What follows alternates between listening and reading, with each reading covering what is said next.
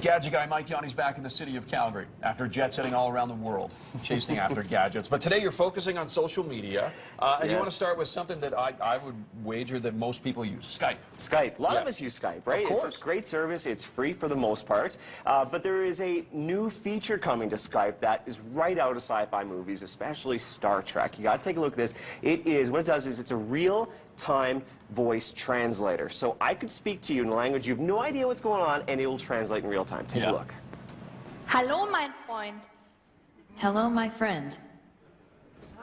Ist es wahr, dass du bald nach London umziehst?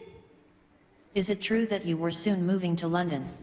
Yes, I'm currently planning to move there sometime between the middle of June. Really impressive. You know, able to translate in German. Microsoft has been working on this for 15 years.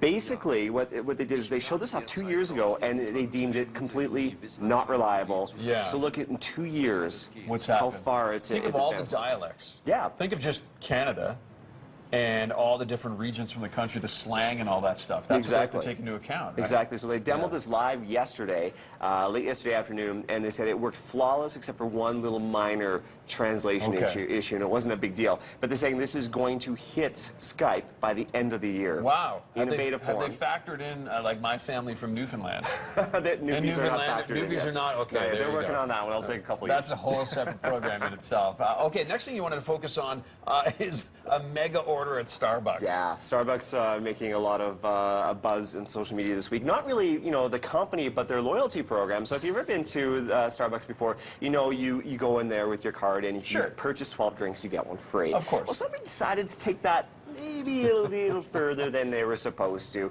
He's simply known as Andrew. Now, what he did is he went in with a 120-ounce glass. Maybe in the States you can bring your own glass, and I'm not too sure how that works. He got the barista on his side. They worked as a team to think of the priciest drink he could get for free. It is the Sexagentuple Vanilla Bean Mocha Frappuccino.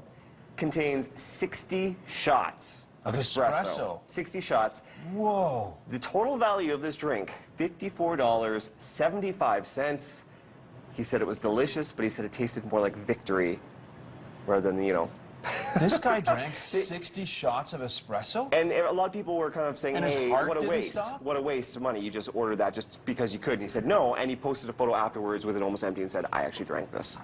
60 shots of espresso. That's ridiculous. My gosh. And, you know, it's worth noting he hasn't slept for 6 days. Yeah, exactly. I think Starbucks might be revamping their loyalty program. Yeah, I think so, too. Okay, and this one we were teasing before we went to the break here. This is a relatively small woman eating a massive amount of food. This video is ridiculous. You've heard of professional eaters before. This lady takes it to the next level.